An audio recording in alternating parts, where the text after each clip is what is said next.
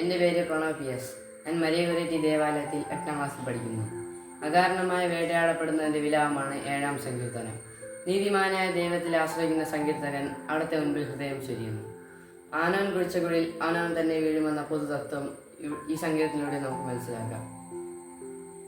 എൻ്റെ ദൈവമായ കർത്താവേ, അങ്ങിൽ ഞാൻ അഭയം തേടുന്നു. എൻ്റെ ദൈവമായ കർത്താവേ, അങ്ങിൽ ഞാൻ അഭയം തേടുന്നു.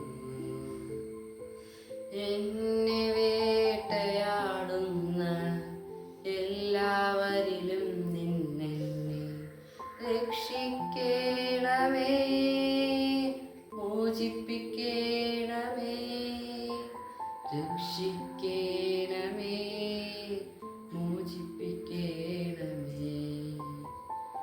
അല്ലെങ്കിൽ സിംഹത്തെ പോലെ അവർ എന്നെ ചീന്തിക്കീറും.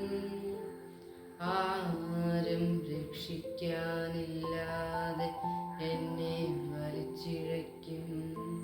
എൻ്റെ ദൈവമായ കർത്താവേ, ഞാനത് ചെയ്തിട്ടുണ്ടെങ്കിൽ, ഞാൻ തിന്മ പ്രവർത്തിച്ചിട്ടുണ്ടെങ്കിൽ, ഞാൻ എൻ്റെ സുഹൃത്തിന് തിന്മ പ്രതിഫലം കൊടുത്തിട്ടുണ്ടെങ്കിൽ, അകാരണമായി ശത്രുവിനെ കൊള്ളയടിച്ചിട്ടുണ്ടെങ്കിൽ, ശത്രു എന്നെ പിന്തുടർന്ന് കീഴടക്കിക്കൊള്ളട്ടെ. എൻ്റെ ജീവനെ നിലത്തിട്ട് ചവിട്ടി മെതിക്കട്ടെ, പ്രാണനെ പൂഴിയിലാഴ്ത്തിക്കൊള്ളട്ടെ. കർത്താവേ, കോപത്തോടെ എഴുന്നേൽക്കണമേ. എൻ്റെ ശത്രുക്കളുടെ ക്രോധത്തെ നേരിടാൻ എഴുന്നേൽക്കണമേ. ദൈവമേ, ഉണരണമേ. അവിടുന്നൊരു ന്യായവിധി നിശ്ചയിച്ചിട്ടുണ്ടല്ലോ.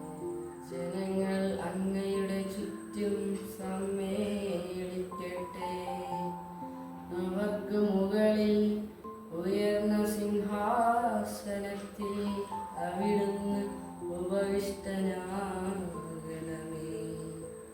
കർത്താവ് ജനതകളെ തിരിക്കുന്നു. കർത്താവേ, എൻ്റെ നീതിനിഷ്ഠയ്ക്കും സത്യസന്ധതയ്ക്കും ഒത്തവിധം എന്നെ വിധിക്കണമേ. നീതിമാനായ ദൈവമേ, മനസ്സുകളെയും ഹൃദയങ്ങളെയും പരിശോധിക്കുന്നവനെ, ദുഷ്ടരുടെ തിന്മയ്ക്ക് അറുതി വരുത്തുകയും നീതിമാന്മാർക്ക് പ്രതിഷ്ഠ നൽകുകയും ചെയ്യണമേ.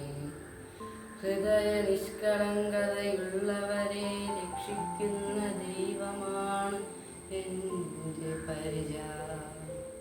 ദൈവം നീതിമാനായ ന്യായാധിപനാണ്.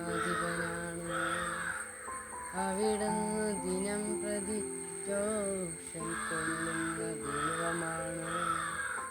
മനുഷ്യൻ മനസ്സ് തിരുത്തിയില്ലെങ്കിൽ അവിടുന്ന് വാളിനെ മൂർച്ച കൂട്ടും.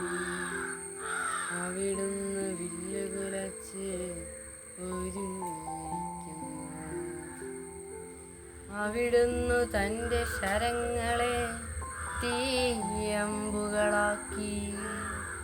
മാരകായുധങ്ങൾ സജ്ജമാക്കിയിരിക്കുന്നു. ഇതാ, ദുഷ്ടൻ തിന്മയെ ഗർഭം ധരിക്കുന്നു. അധർമ്മത്തെ ഉദരത്തിൽ വഹിക്കുന്നു. വഞ്ചനയെ പ്രസവിക്കുന്നു. അവൻ കുഴി കുഴിക്കുന്നു. താൻ കുഴിച്ച കുഴിയിൽ താൻ തന്നെ വീഴുന്നു. അവൻ്റെ ദുഷ്ടത അവൻ്റെ തലയിൽ തന്നെ പതിക്കുന്നു. അവൻ്റെ അക്രമം അവൻ്റെ നെറുകയിൽ തന്നെ തറയ്ക്കുന്നു. കർത്താവിൻ്റെ നീതിക്കൊത്തു ഞാൻ അവിടുത്തേക്കു നന്ദി പറയും. അത്യുന്നതനായ കർത്താവ്